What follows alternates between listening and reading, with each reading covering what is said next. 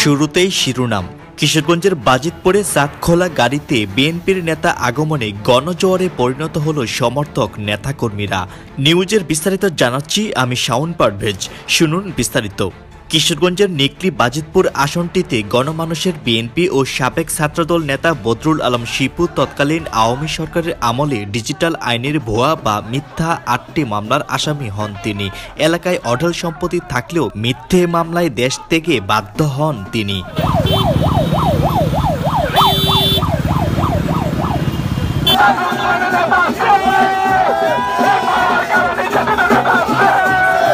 তবে দীর্ঘদিন ইতালিতে প্রবাস জীবন কাটানোর পর 13 ফেব্রুয়ারি বৃহস্পতিবার দেশের মাটিতে পা রাখেন বদরুল আলম শিপু।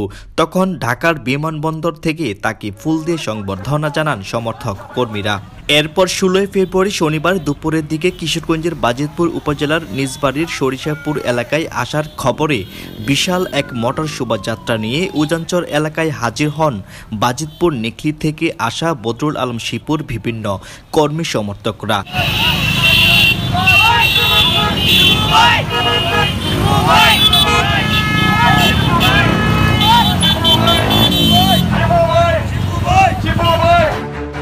এ সময় ফুল দিয়ে সংবর্ধনা জানান বিএনপির নেতা বদরুল আলম শিপুকে। এরপর উজানচর এলাকা থেকে সাতখোলা গাড়িতে বাড়ি ফেরার পথে হাজারো মোটরসাইকেলে মোটর শোভাযাত্রার মাধ্যমে বিশাল এক গণজোয়ারে পরিণত হন বদরুল আলম শিপু। এ সময় সাতখোলা গাড়িতে বাংলাদেশ জাতীয়তাবাদী বিএনপির পতাকা হাতে নিয়ে তিনি বাজিতপুর উপজেলার সরচর বাজার হয়ে ভাগলপুর, পাটলিঘাট, দিঘিরপাড়, বাজিতপুর বাজার হয়ে হিলুচিয়া, এরপর নিকলি উপজেলার গরুই বাজারে এসে পরিসমাপ্তি ঘটে সমর্থক কর্মীদের আনন্দ জোয়ারের বিশাল এই গণজোয়ারটির।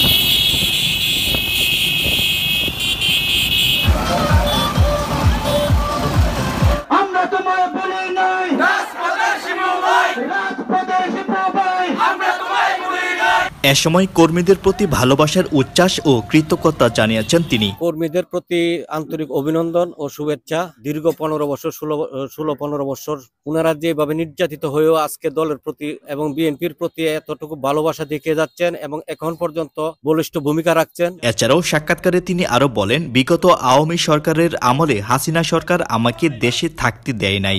আমার বিরুদ্ধে একের পর এক মিথ্যে মামলা দিয়ে আমাকে এবং আমার পরিবারকে হয়রানি করা হয়। এরপরও আমি পিছুটান হইনি।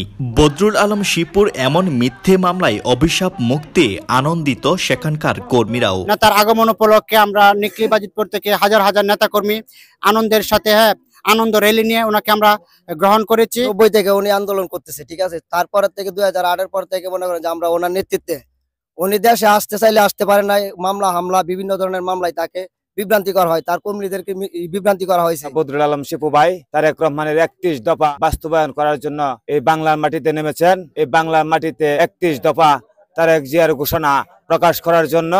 তবে সাতখোলা গাড়িতে বাড়ি ফেরার আগমনের বিএনপির এই নেতা তৎকালীন আওয়ামী সরকারের আমলে বাজিতপুর নিকলি আসন থেকে বিএনপির মনোনয়ন প্রত্যাশী হয়ে প্রতিবারে মাঠের হাল ধরে রেখেছেন বলে জানা যায়। গত 16 বছরে আওয়ামী নির্যাতনের শিকার।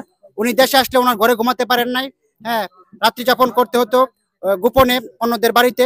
তো একটা বিএনপি নেতা কর্মী যেভাবে দেশে থেকে নির্যাতিত হয়েছে, ঠিক তদ্রুপ ভাবে মামলা হামলা জেল জুলুমের শিকার হয়েছে জনাব বদরুল আলম শিপু সাহেব। বিশেষ করে শিবু ভাইয়ের নেতৃত্বে আমরা বাংলাদেশ জাতীয়বাদী দল বিএনপি করেছি। শিবু ভাই যতদিন থাকবে শিবু ভাইয়ের পাশে আমরা সবসময় থাকতে চাই। বদরুল আলম শিপু ঢাকা পলিটেকনিক ইনস্টিটিউট 1994 ছাত্র সংসদের সাবেক জিএস এবং কিশোরগঞ্জ জেলা বিএনপির সদস্য। আমরা এবং নিকলি বাজিতপুরের জনগণ তাকে অনেক ভালোবাসে। গরিব দুঃখী অসহায় এবং সাধারণ মানুষ তাকে অনেক ভালোবাসে এবং তার পাশে থাকতে চাই এবং তাকে আগামী দিনে নিকলি বাজিতপুরের এমপি হিসেবে দেখতে চাই। Shaon Parvez, news TV, Kishoreganj.